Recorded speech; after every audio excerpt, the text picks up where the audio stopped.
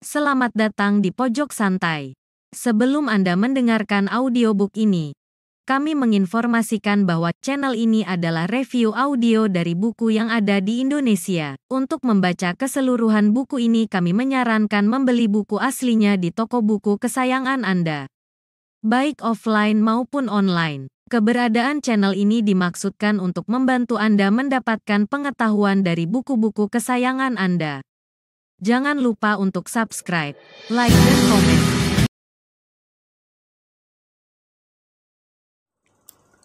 Selamat datang di Pojok Santai, channel khusus yang membahas komik dan novel dengan cara asyik.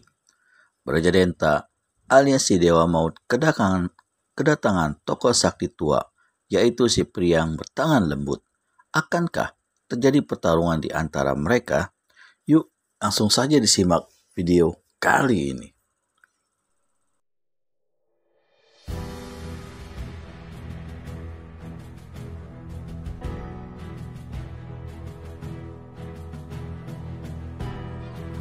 Duk.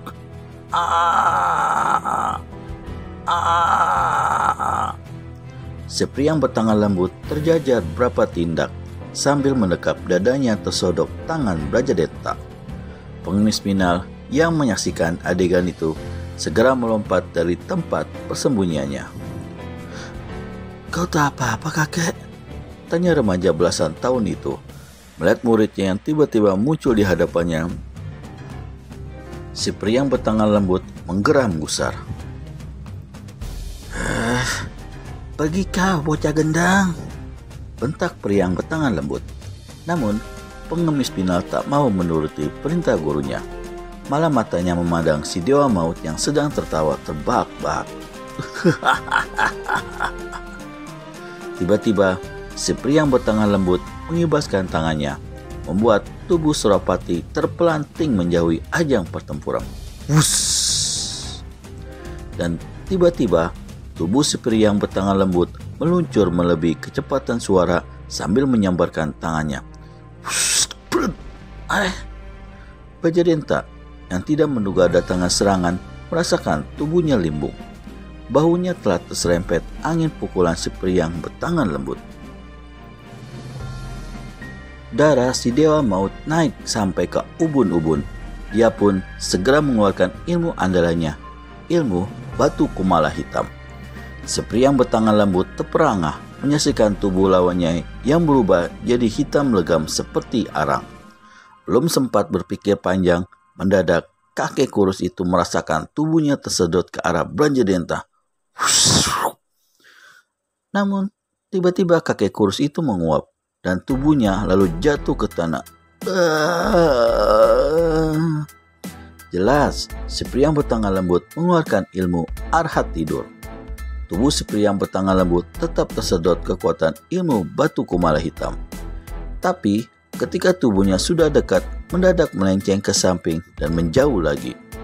Hal demikian terulang hingga beberapa kali membuat Braja Denta semakin dikuasai amarah.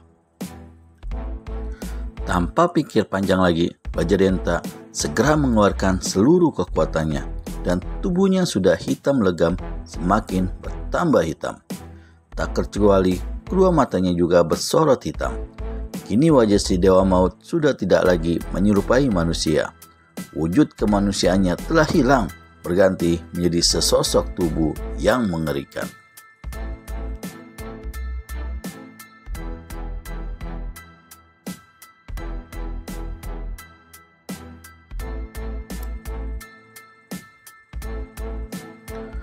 Kedua tangan Braja Denta terayun ke atas dan bertepuk.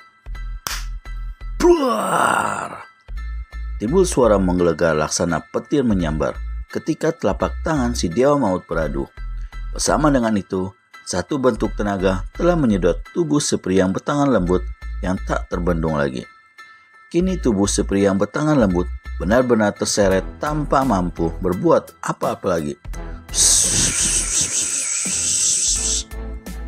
Pengemis Minal yang menyaksikan keadaan gurunya yang tengah berjuang melawan maut segera mengemposkan tubuhnya ke arah Braja Denta.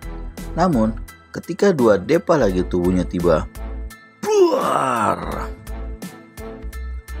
Remaja belasan tahun yang mencoba memusnahkan tenaga sedotan ilmu batu kumala hitam merasakan tubuhnya mental balik ketika membentur satu kekuatan kasat mata, dan tubuhnya kontan terhempas jatuh ke tanah disertai semburan darah segar. Pengemis Pinal bingung bagaimana harus bertindak untuk menolong gurunya yang tengah berkutat melawan arus kematian dari ilmu batu kumala hitam yang dahsyat. Mata remaja belasan tahun itu jelalatan, bola matanya membesar, namun kelopak matanya tiba-tiba terpejam ketika menyaksikan tubuh gurunya yang tinggal beberapa jengkal lagi akan membentur pusat kekuatan ilmu batu kumala hitam. Tapi sesuatu yang tak terduga terjadi. Mendadak, tubuh si pria yang bertangan lembut yang tampak sudah tak berdaya berkelebat cepat melancarkan ilmu totokan 18 tapak dewa sambil memutari tubuh Brajadenta. Wus! Buar! Setelah melancarkan ilmu totokannya, tubuh si pria yang bertangan lembut terpental sejauh 4 tombak. Tubuh kakek kurus itu bergulingan di tanah. Setelah bisa mengendalikan gerak tubuhnya, dia mencoba bangkit. Namun, si pria yang bertangan lembut segera terjungkal kembali dengan mulut menyemburkan darah berwarna kehitam-hitaman dari hidung dan telinganya. Agaknya, si pria yang bertangan lembut menderita luka dalam yang sangat parah. Sedangkan, tubuh si Dewa Maut tetap berdiri tegak. Tapi tak lama kemudian, dari 17 pusat aliran darahnya memancar darah segar laksana sebuah pancuran yang baru saja diisi air. Tubuh si Dewa Maut bergoyang-goyang sejenak. Namun Brajadenta tetap bertahan untuk tidak jatuh. Dan tiba-tiba dikeluarkannya sesuatu dari balik baju. Sementara si pria yang bertangan lembut yang telah terluka parah memandang penuh keterkejutan. Tampak tangan kanan si Dewa Maut menggenggam sebuah batu berwarna hitam kelam sebesar kepalan tangan orang dewasa. Tangan kiri si Dewa Maut mendadak bergerak, menyobek kulit perutnya sendiri menggunakan kuku. Darah segar segera menyembur dari luka yang menganga. Tapi Brajadenta sama sekali tak merasakan sakit. Bibirnya malah mengulum senyum. Dan perlahan-lahan dimasukkannya batu kumala hitam ke dalam luka di perutnya. Sebentar kemudian, luka itu sudah terbalut selembar kain berwarna merah. Si Dewa Maut meringis, memperlihatkan gigi dan gusinya yang juga telah berwarna hitam legam. Bersamaan dengan itu, dari kepalanya mengepul asap hitam. Semakin lama semakin tebal, mengaburkan pandangan.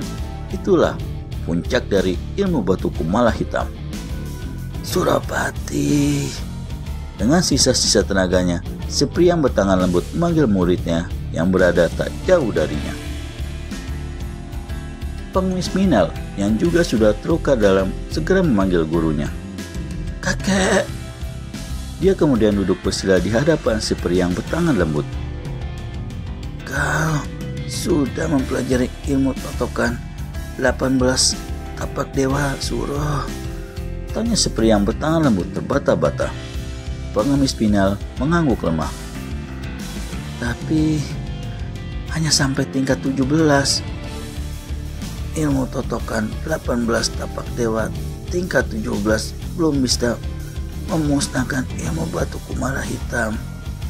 Untuk itu, aku akan menyempurnakannya. Setelah berkata demikian, si pria yang bertangan lembut menempelkan dua telapak tangan ke dada muridnya. Maka saat itu juga, sebuah kekuatan tenaga dalam segera mengalir. Pengemis Pinal langsung merasakan sebuah arus deras sedang berputar di sekujur tubuhnya yang segera memusat ke pusar. Semakin lama, putaran arus itu semakin lemah dan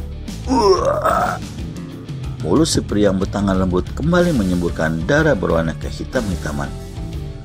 Guru! Surapati menjerit keras ketika menyaksikan tubuh gurunya jatuh terjengkang. Sesaat, pengemis Pinal memeluk tubuh gurunya yang sudah tak bernyawa, lalu segera bangkit. Si Dewa Maut tertawa tergelak. Aku belum memperlihatkan seluruh kepandaianku. Kenapa si tua bangka itu sudah melepas nyawa? Ejek Brajadenta dengan pongah. Jangan banyak ucap, Kep. Aku akan menuntut balas kematian guruku, sentak Suropati.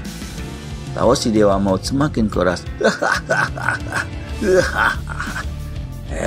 Bocah gendang, kalau kau tak ingin menyusul arwah gurumu, segera buktikan ucapanmu.